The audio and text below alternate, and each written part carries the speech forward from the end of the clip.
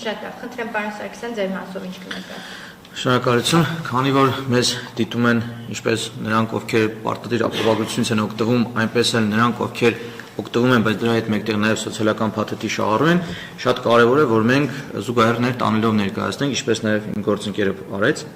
Ես այստեղ ուզում եմ նորից շեշտադրեմ, որ սոցիալական փաթեթից օգտվելու համար այլևս այդ պահանջը, որ պետք է բույսզնում անցնել, դուրս է եկել։ Քանի որ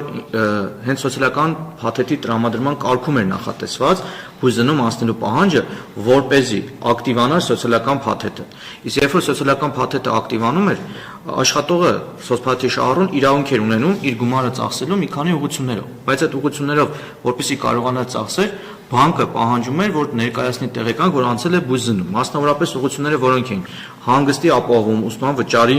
փոխանցում, հիպոթեկային վարկի մարում, սպորտային մարզահամերգային համարներից օգտվել, ստոմատոլոգիական ծառայություններ, այսինքն նմանատիպ բոլոր ուղղություններով ծախսելու համար պետք է նախապես մեր սոցփաթեթի շահառուն անցած լիներ բույսզնում։ Նաև որպեսզի կարողանար օգտվել այդ կանխիկացման հնարավորությունից եւս բանկը պահանջում էր, որ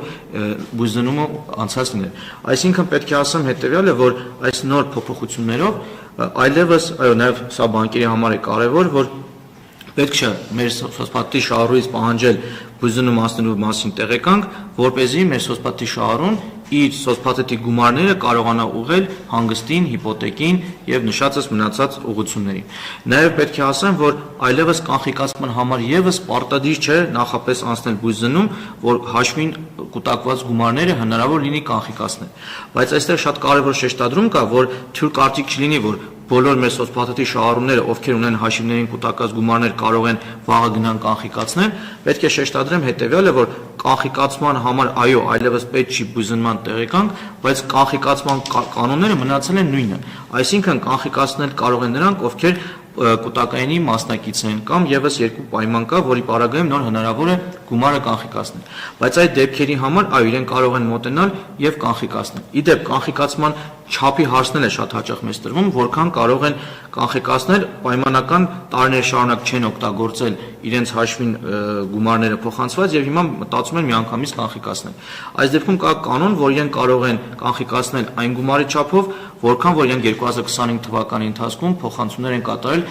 կուտակային կենսաթոշակային հիմնադրամին։ Պայմանական, եթե իրենք 5 տարի չեն օգտագործել իրենց սոցփաթեթի գումարները եւ այդ 5 տարիների ընթացքում կուտակել են 5 անգամ 72000 եւ հիմա մտածում են այդ գումարը ամբողջությամբ կանխիկացնեն 26 թվականի ընթացքում, կկարողանան միայն այն չափով,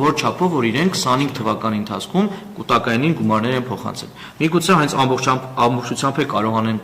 կանխիկացնել, միգուցե ոչ։ Իսկ եթե ամբողջությամբ չկարողանան կանխիկացնել, կարող են իրենք այդ մնացած գումարը օրինակի համար ծախսել կրկին նշածս ուղղություններով հանգիստ եւ այլն։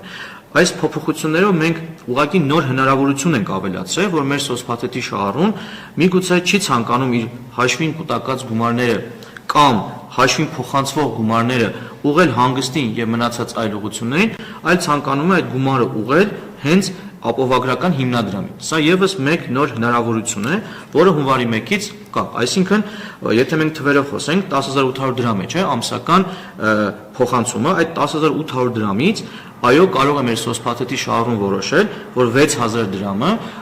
փոխանցվելու է հիմնադրամին իր սոցփաթեթի գումարից։ Հետևաբար այդ դեպքում սոցփաթեթի գումարը կփոխանցվի ոչ թե բանկին, որտեղ ինքը բացել է սոցփաթեթի հաշվի համար, այլ կփոխանցվի միանգամից գործատուի կողմից հիմնադրամին։ Դրա համար պետք է ընդհանրապես, որ մեր սոցփաթեթի շահառուն իր գործատուին դիմում ներկայացնի, որ ինքը ցանկանում է այլևս իր գումարները փոխանցել հիմնադրամին։ Դիմումի ձևն է սահմանվել է կառավարության կողմից, թե ինչ ձևաչափով է ներկայացնելու, եւ դրանից հետո արդեն հնարավոր է, որ այլևս ինքը ոչ թե իր գումարները ծախսի մնացած ուղղություններով, այլ իր աշխատավարձից ոչ թե պահվի այդ գումարը, այլ հենց իր սոցփաթեթի գումարից փոխանցվի հիմնադրամին։ Նաև պետք է նշեմ հետևյալը, որ այս փոփոխությունների արդյունքում մենք նախատեսել ենք մի քանի հնարավորություն եւս սոցփաթեթի շահառուների համար։ Մասնավորապես, միգուցե մեր սոցփաթեթի շահառուները իրենց մասով ապահովագրության գումարը իրենք վճարում են իրենց աշխատավարձից, բայց նաև իրենք ցանկանում են ապահովագրել իրենց ընտանիքի անդամին օրինակի համար։ Եվ այս դեպքում արդեն ընտանիքի անդամի ապահովագրավճարը կարող են փոխանցել այլ իրենց սոցփաթեթի գումարներից, այսինքն այս հնարավորությունը եւս նախատեսենք։ Եվ եւս մի հնարավորություն ենք նախատեսել, սա արդեն կարելի ասել ոչ միայն կൂട്ടակային կենսաթոշակային մասնակիցների համար, այլ ընդհանրապես բոլոր սոցփաթեթի շահառուների համար կարող է լինել, բոլոր մեր սոցփաթեթի շահառուները, ովքեր այս տարվա ընթացքում չեն դիմում իրենց գործատուին, որ իրենց աշխատավարձի հետ զուգահեռ նաև սոցփաթեթի գումարները փոխանցվի հիմնադրամին, այլ իրենք այս աշխատավարձից են միայն փոխանցում, հաջորդ տարվա ընթացքում իրավունք ունեն իրենց սոցփաթեթի գումարներից կանխիկացնել այնքան գումար, որքան որ իրենք այս տարվա ընթացքում փոխանցել են հիմնադրամին։ Այսինքն կանխիկացման եւս մի ուղղություն է ավելացել, այն դեպքն է, երբ որ, ինչպես նշեցի, այս տարվա ընթացքում դուք ձեր աշխատավարձից եք վճարում հիմնադրամին, ոչ թե պահվում է այս տարի սոցփաթեթից, այլ ձեր աշխատավարձից է փոխանցվում, բայց հաջորդ տարի այնքան որքան որ դուք